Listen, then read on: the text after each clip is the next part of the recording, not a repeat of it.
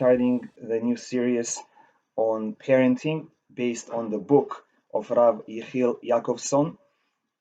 This is the book in English. It was translated only a couple years ago, but it has been available in Hebrew for many, many years.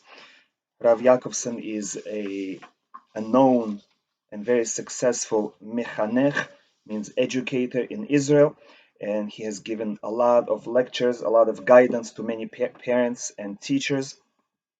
And Baruch Hashem, now we have opportunity to learn his method, and his method is based in large part on Rav Wolbe, the great Mashgiach who wrote Alei Shur, who is the leader of many generations, and he is an authority also on Chinuch. And Rav Wolbe wrote a great little book called Planting and Building. So planting and building is a brief exposition, and Spare the Child, again, this is the book, Spare the Child, it's available in stores now or online, is a more detailed explanation of the system. So I have to start by saying that, of course, people ask, what is the proper time to learn about chinuch? And our sages answer that the way you teach your children, the way you educate your children, is by first making yourself a better person. When a person makes himself educated, and what I mean educated means becoming someone who can make proper moral choices, someone who is in control of his own character, someone who is in control of his own desires, passions, only then we can educate our children properly. As our sages point out, that only the person who is in control of himself can control others. If you, as a parent, have a problem, unfortunately, you can expect that a similar problem will appear in the child, both on a spiritual level and practically. If a parent does not fix problems in themselves, these problems will repeat in the lives of children. And therefore, it's never too early to start working on educating your children. Even before you are married, you should already plan how you are going to raise your children and work on yourself first. If you are married and you don't have children yet, or you have small children, it's a perfect time to start on getting tools for educating your children. And again, first you have to work on yourself. So, having said that, it's never too early, and the first step is working on yourself, finding out your values, fixing your character, working on your desires, will guarantee that your child will be more successful and your relationship with them will be better. And now, the second thing to keep in mind is that it is not a one-time thing. It's a lifelong process. We have a child and we start working on him from birth until we leave the world. of course, the older the child gets, the less ability we have to influence them. And therefore, the earlier you start, the better it is, but it's never too late. And even when they grow up, we can still help to guide them. How? By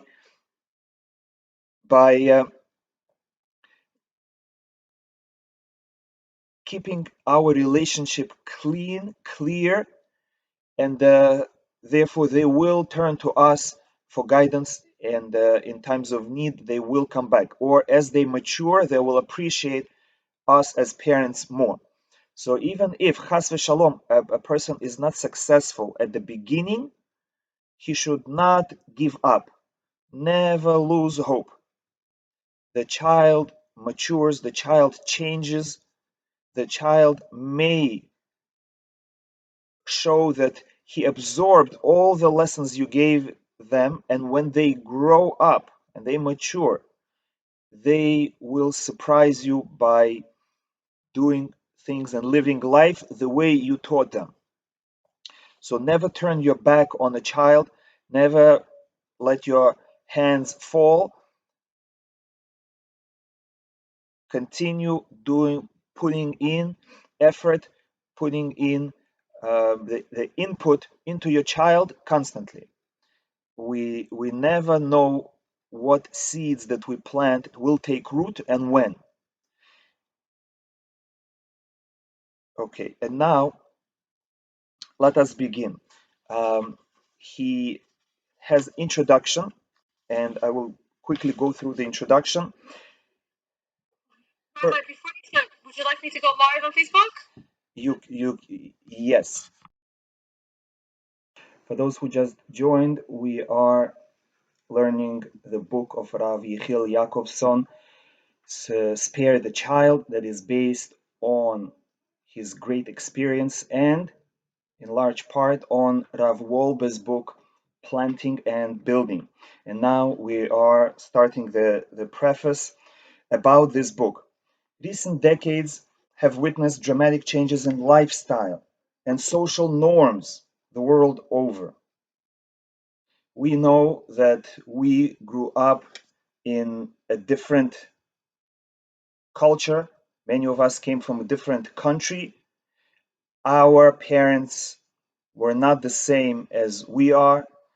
The media, the internet, technology, everything's different. The political situation is different. The standard of living is different. These changes, most of which were not quite positive from the Torah perspective, have presented the world of Torah education with very unique challenges. Not only we live in a different world than our parents lived, but in most areas it's a worse world than the world that our parents live. And there are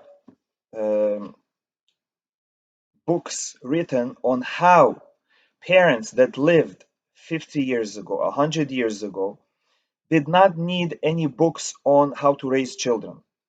And children grew up good, and they were respectful to their parents, and they had goals, and they were successful individuals, and no one was depressed, and there was no suicide, and there was no drug abuse. How is it possible that parents of old were able to raise respectful children without any education? And the answer is because the whole society functioned in a better way, where there was respect of younger generation towards the older generation. And the parents were not scared of their children. Everyone knew that the older you are, the more you know. Now, unfortunately, many such things changed. The society now is a greater threat, and the environment that we live in puts an adult down and raises a child high up. And therefore, when a parent comes to say something to the child, the parent has inferiority complex, and the child feels that he is the boss. So in such environment, it is very difficult to raise a child. To preserve the old standard of authentic Torah chinuch means education of children, it became necessary to innovate original chinuch approaches and creative techniques. We now have to invent methods, techniques. Whole books are written on how to raise a child, something that was natural, something that every parent knew how to do. This struggle has over the years produced a wealth of experience which provides ample response to the challenges of our times. At the same time, we are lucky that we are not at the beginning of that change. 30 years ago, it was much harder. Even 20 years ago, now, Baruch Hashem, not only the society downgraded, but our educational system upgraded, and therefore there is a balance where the natural parental authority is missing. Now parents can supplement it and improve their skills by taking courses and reading books. Baruch Hashem, this is more and more available. To date, much of this experience has remained in the private domain of those working in the field of education and largely unavailable to the public. The purpose of this book is to change that, to make this information available to all parents and teachers. It brings together the experience accumulated by a broad body of parents, teachers, and rabbis. Mashgichim means rabbis that work with students personally in yeshiva, and chinuch activists, those that work on raising the standard of teachers among Jewish communities all over the world, and counselors. This is one of the reasons that throughout this work, the first person usages are expressed in the plural, we, and not in the singular I, because the content of this book is not the product of one individual, but of a broad body of people. Just like a researcher does not present the information that only he found, but he reads other papers and he collaborates with many researchers the world over, and he summarizes and presents all the knowledge that exists to date. One unique characteristic of this book is that it presents a uniform and consistent chinuch approach reflecting a clear central theme. This theme provides parents and teachers with a perspective which will enable them to utilize any previous chinuch experience and knowledge they may have, along with any further insights they will learn or discover in a more educated and effective manner. So this is something to keep in mind, that there are certain basics that if you have them, you're already halfway there and you can build on it. Certain basics are true no matter what culture you're from, no matter what time you live in, and no matter what method you decide to use, certain basics are always there. So this book will explain to us these basics, and then any other system you learn will only improve your skills. It will not interfere with it. Once the educator or the parent clearly grasps and appreciates the concept we're trying to convey, he will be in a position to, number one, select the educational ideas that will work best for his purposes, and number two, analyze the effect of his past educational efforts and draw on them for the future. If you are in the dark, if you don't know what method you're using, you're just trying whatever you happen to think of at that moment, you can't grow on your experience, because you don't know what you do last time. I just happened to say something that worked, or it didn't work, and I don't know why, and I don't know how to improve it because I don't know what method I used. But once you are aware of the foundations of chinuch, of education, you will be able to build on it, to learn from your mistakes and to learn from your successes. Now, as we have said, the uniqueness of this work lies in its uniform and consistent approach based on a broad synthesis of accumulated experience. But this can become a problem if the reader decides to adopt these ideas blindly without studying, scrutinizing, processing, and integrating them. We therefore caution the reader. This is a course, this is an undertaking that will produce great results, but only if you put in time, only if you stick with it from beginning till the end. So, a few words of caution. Do not accept or implement anything that you do not connect with.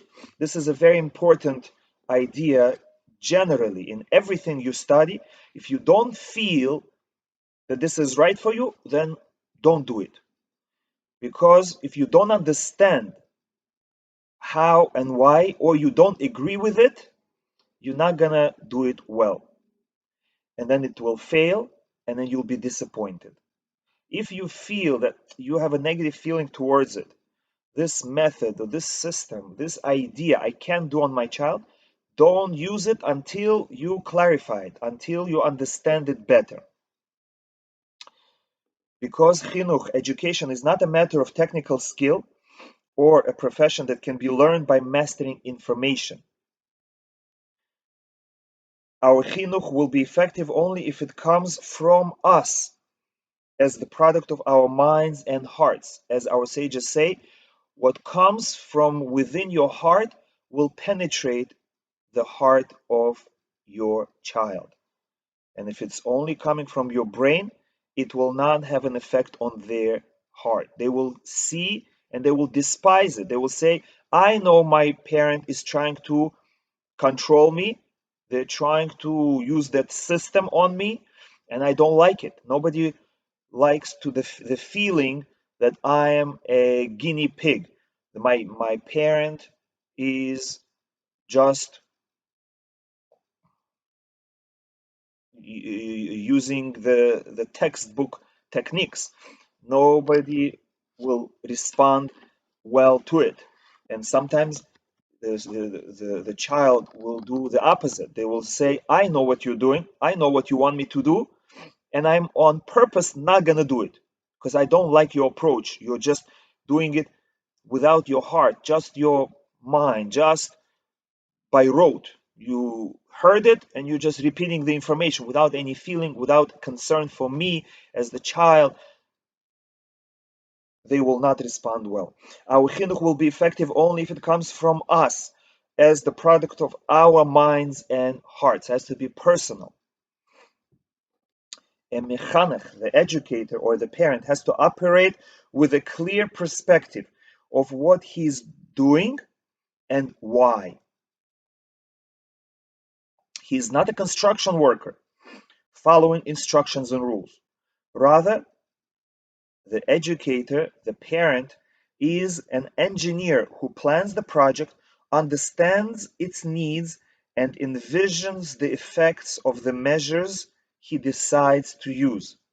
Therefore, a good mechanech, a good educator or a parent, works only with ideas he identifies with and appreciates.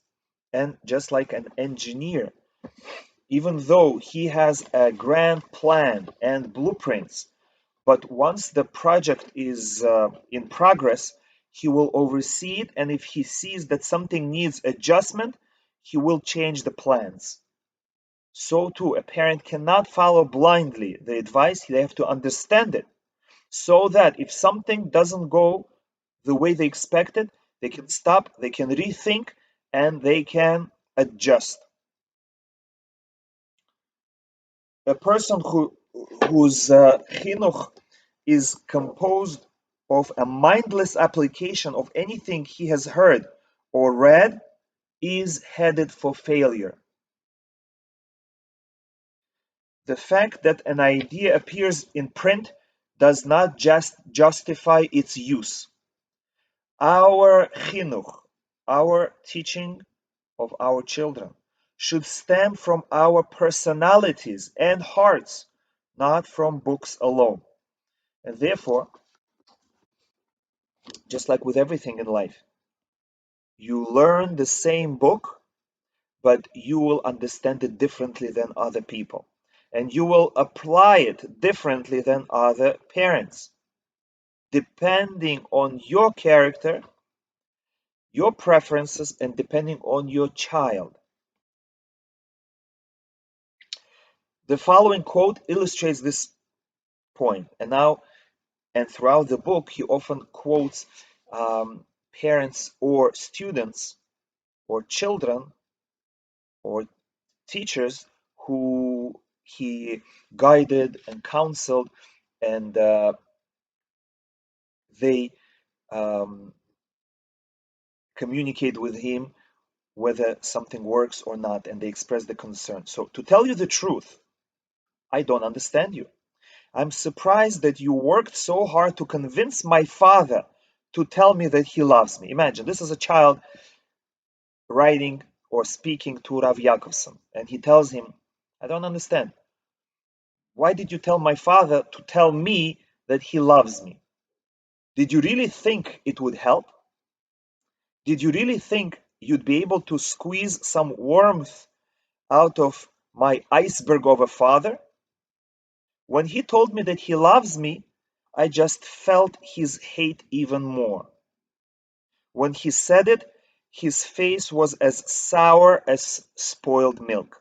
So, this is a sad example that when a parent just repeats the information they heard, he just uses blindly the instructions, the technique that they saw others use. It's not going to work. And the child will see that it's fake. The parent has to understand why he's doing it, what he's trying to achieve, and he has to change his relationship with the child. Chinuch, education, has to come from love, from care, from concern, not for an ulterior motive, not because I'm sick and tired, not because I'm embarrassed of my child, not because I expect something from my child. It has to come only from my concern, my love, my respect for my child. And therefore, every new idea we learn, we have to understand it. It has to change our personality. Our approach to our child has to change, and only then we will be able to use that technique. This is a stark example of the point we're making. Clearly, the advice this father received to express his love for his son openly is correct and healthy. Of course, a parent should tell his children that he loves them. But how should that be done? Not the way this parent did it. Yet, not only did it fail to accomplish anything, it was actually counterproductive. Instead of bringing father and son closer, it distanced them even more. And maybe some of you will understand what I'm talking about. Those people who learned psychology or they learned communication books, and now they're starting to use those techniques on you, and you see that they're faking it. You see that they don't mean it. They smile fakely. They give you compliments in a fake way. And they use these techniques to convince you, to manipulate you, and that doesn't feel good. So if you don't feel it in your heart, don't use the technique. You have to first develop the love and respect for your child, and then you express it, and then the child will believe you because it is true. This is because the father did not really connect to the advice he received. So it did not come from him. He did not try to understand and appreciate how important it is for his son to hear that he is loved. Nor did he try to envision the type of experience that this statement was meant to create, or to ponder how he, the father, could express it in a heartfelt way in order to create that effect. Instead, he took the advice as a technical instruction and followed it mechanically. Predictably enough, this forced and unnatural expression of love did not help. It just distanced his son even more. Because the son saw that the father is insincere, that the father doesn't care, that the father is lying, and that put a further block between the son and the father. Next time, when the father will try to be sincere, the son will already expect that the father is faking it again.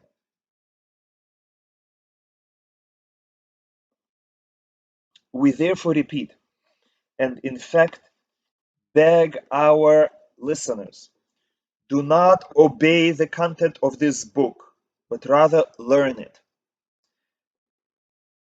A book on chinuch is not an instruction manual for handling children. It calls on the reader to study the material carefully until he appreciates it, internalizes it, and feels ready to implement it naturally. If the ideas in this book appeal to your intelligence and sensibility, and you come to appreciate the truth and relevance, you will gain from them immensely. But again, only if you appreciate their truth and relevance. If you internalize this idea and feel ready to implement them, you, you will learn to apply them in the right way at the right time and in the right place. If you are unsure or hesitant about them, you can experiment. Allow yourself trial and error and analyze the results with a critical eye. If you find the ideas in this book unappealing, even after studying them carefully, contemplating them, and cautiously experimenting with them, then you'd be better off disregarding them entirely. They're not for you. This is a very important advice, and it goes for any other book that you learn on education. If you feel you don't agree with the method, don't use the method. We therefore style this book as a textbook, if you will. It is not intended to be an easy read, and it is not an easy read. And many people that I suggested to purchase this book, they followed my advice and they reported later that it's difficult. They were not successful in understanding and implementing this. And this is one of the reasons why we decided to create this group where we study this book together so that we can talk about it and we can clarify every point. We poured a lot of effort into phrasing the material meticulously and were very exacting in our choice of words and definitions. We also made a special effort to connect the reader to the ideas by illustrating them with live and relevant illustrations. Now, one point of clarification. The book includes many real-life examples and quotes. This calls for clarification. Of course, all stories, examples, and quotes have been changed drastically in order to disguise who we're talking about. And therefore, don't try to think, oh, I know this person, I know who he's talking about, because most of the time the roles of father and mother were reversed, the first person with third person, some settings were changed, adjusted, or omitted many identifying details. Many of these stories and examples have been shared in public forums over the last 30 years. Even when used the first time, the stories had been severely altered, and with time they were altered more and more to adjust it to have the greatest impact. So you can say that stories in this book are based on true stories, but they are not what actually happened. Thus, even when the particular story has two variations, neither one reflects the actual story, which means if you hear the same story from different sources and some details are changed, the answer is both of these stories are not exact. Because whoever made up this story changed as much as possible all details, he just left the punchline. Many of these stories have been copied by others over the years in books, articles, pamphlets, and so on, and this has produced even more variations. But none of these sources were actually aware of the true original story. And this, just as an aside, teaches us that sometimes you can even invent your own story. We call it a mashal, we call it a parable, just a story that is used to illustrate the point. And even though every story in this book is based on the true story, but in order to make the point to come across better, we are allowed to change the details. And this is, by the way, an advice for parents. If you want to teach your children, a very good, powerful method is through stories. You can say your personal stories, and if necessary, you can invent stories, and you can adjust what happened in your life. The point is that as long as you are trying to relay a good message, the story really doesn't matter, as long as it does it successfully. Some of the quotes are sharp, bitter, caustic. Though we did rephrase some of them, as mentioned above, we made a point of preserving their original tone and feel so as to convey an accurate and authentic perspective. To ease sensitive minds, the vast majority of these unpleasant excerpts have never been seen by the person to whom they were addressed. Often they were said or written in the course of counseling or rehabilitation sessions, like we read the story on the previous page that a son was complaining that the father misapplied the advice given to him by Rav Yaakovson. Of course, Rav Yaakovson never told the father what the son thought of him. Often they were said or written in the course of counseling or rehabilitation sessions in order to provide relief for the individual involved by enabling him to express or unload his feelings as an important remedial step. They were not expressed for the purpose of actually passing them on. And this is a very important idea, that a parent must also use the concept of confidentiality when dealing with the other parent or with child or with few children.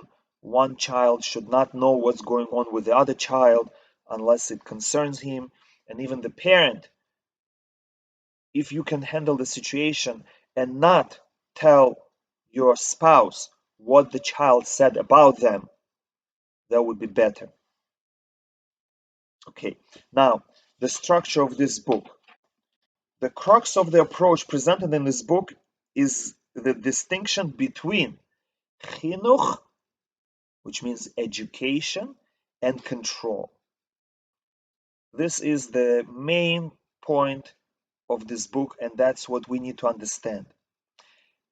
We'll spend a lot of time explaining what is chinuch, education, and what is just plain control.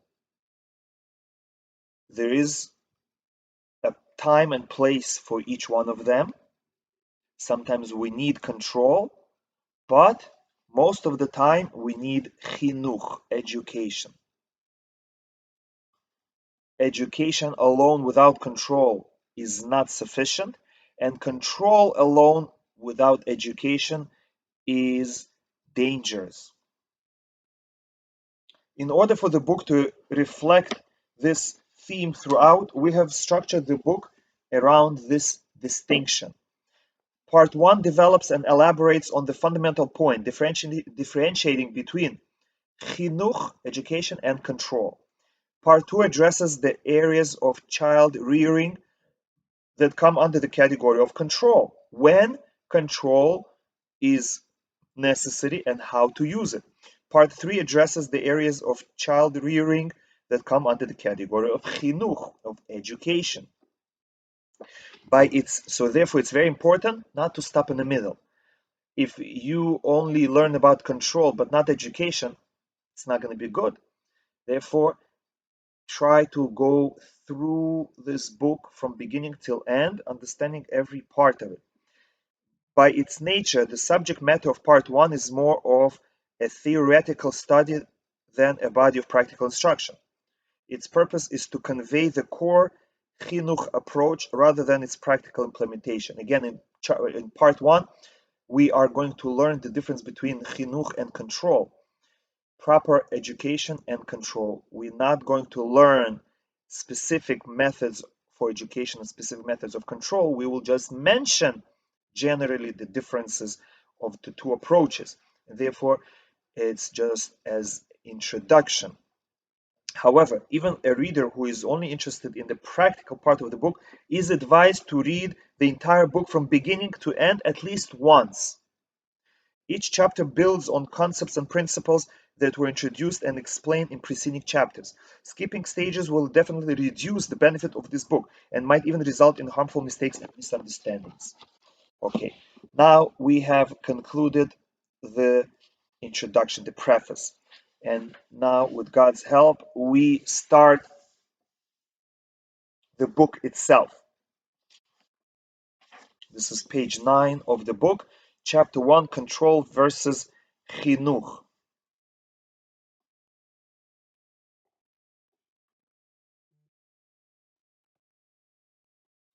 And he starts by quoting a verse in Mishle, in Proverbs.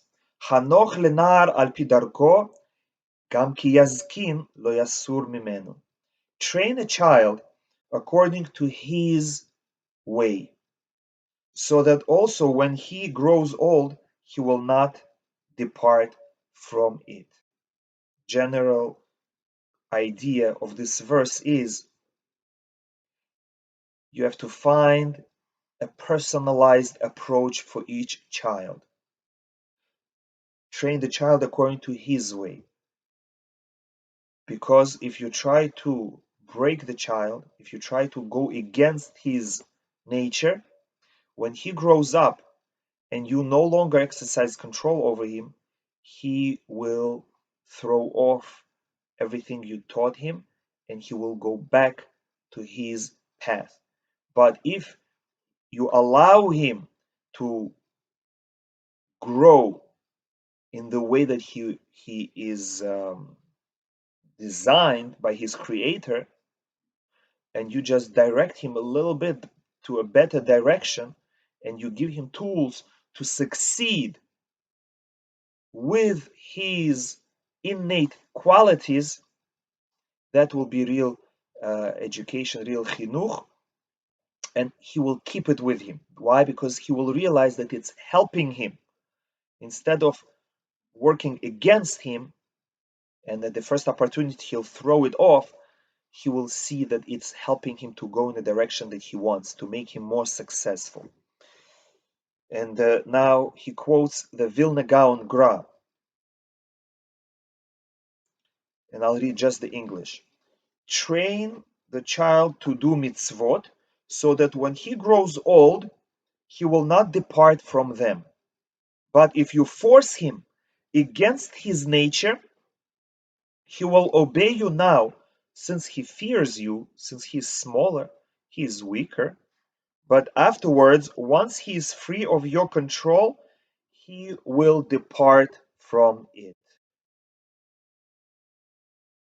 Now, Ramchal, Rabbi Moshe Chaim Lutzato, the author of Misilat Yesharim and Derech Hashem, begins Misilat Yesharim by telling us that Hashem created us because He wanted to treat us to the greatest pleasure that could possibly exist. God created us to give us pleasure, greatest pleasure. What is that pleasure? Closeness to God Himself. God puts us here and He gave us His Torah and mitzvot only because He wants to give us this enjoyment. Ramchal adds that everything about our lives should be focused on achieving this pleasure.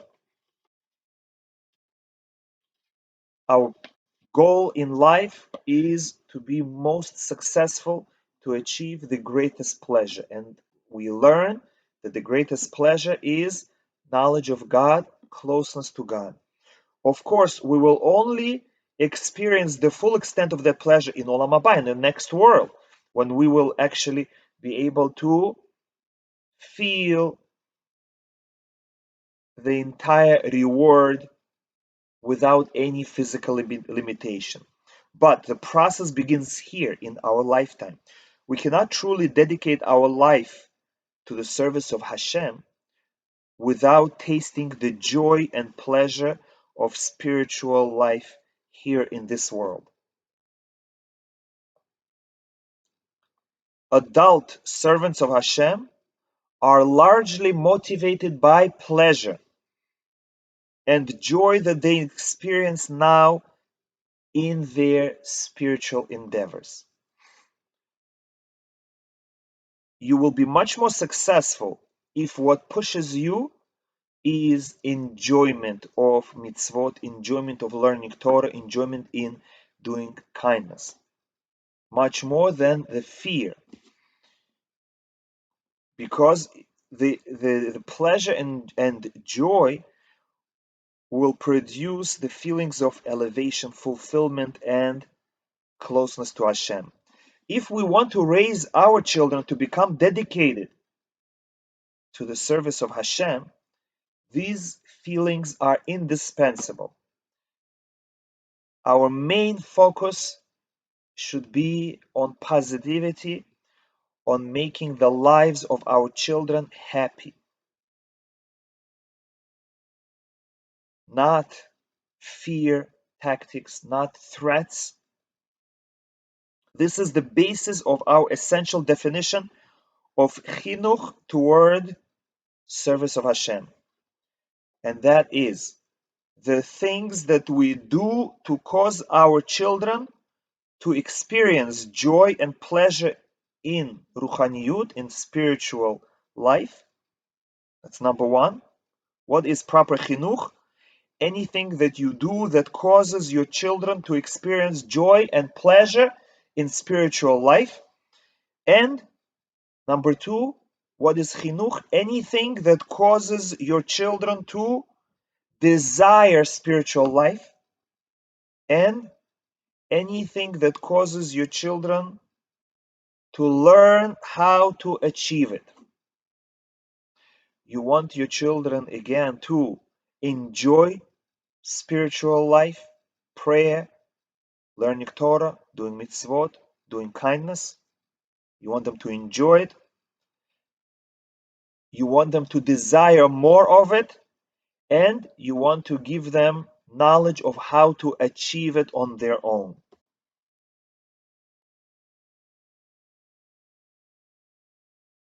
Okay. This has to be the over goal of our chinuch, and also the practical guide to overall goal of and also the practical guide to every detail of our day-to-day chinuch. Again, these three ideas we have to keep in mind, that our goal is to produce a child into an adult who will know how to enjoy Torah and mitzvot and prayer, to desire more of it, and to know how to achieve it.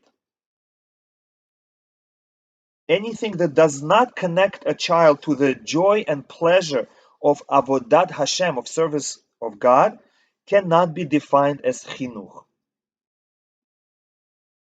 At best, it may be a step leading toward chinuch, as we will discuss. That is the idea of control. At the beginning stages of chinuch, you use control to guide the child, and then hopefully once the child practiced the learning, the discipline, and the mitzvot, he will develop enjoyment and love for them. However, anything that conflicts with this goal is the exact opposite of chinuch, even if it relates to the child's Torah and mitzvot. To put it more clearly, and we will finish with this, if a parent regularly causes his child to experience negative feelings when he makes him do something related to Torah and mitzvot, he is actively ruining the child's chinuch. Our goal, again, is to cause our children to experience joy and pleasure in ruchaniyut, in spiritual life, to desire spiritual life, and to learn how to achieve it. And we have to make sure that we do not cause our children to experience negative feelings when we make them do something related to Torah or mitzvot. We will stop at this point, and Bezat Hashem, next week we will quickly review the beginning of this chapter, and we will continue. Thank you for listening. We should have success in raising children. Bezat Hashem, we should have good children. We should have siyata d'shemaya. We should have help from heaven, that our efforts should be successful. And today is the best day to start it. Rosh Chodesh, Sivan. Yesterday we said a prayer. The Hashem should help us to raise our children well. And Hashem already answered our prayer by giving us this class. Baruch Hashem. And we should all accept the Torah with love. The holiday of Shavuot is coming in a few days, and we should be inspired to follow the spiritual path ourselves and transmit it to our children. Be'ezat Hashem, we will meet again the day after Shavuot, next Wednesday at 8:30. Thank you for listening.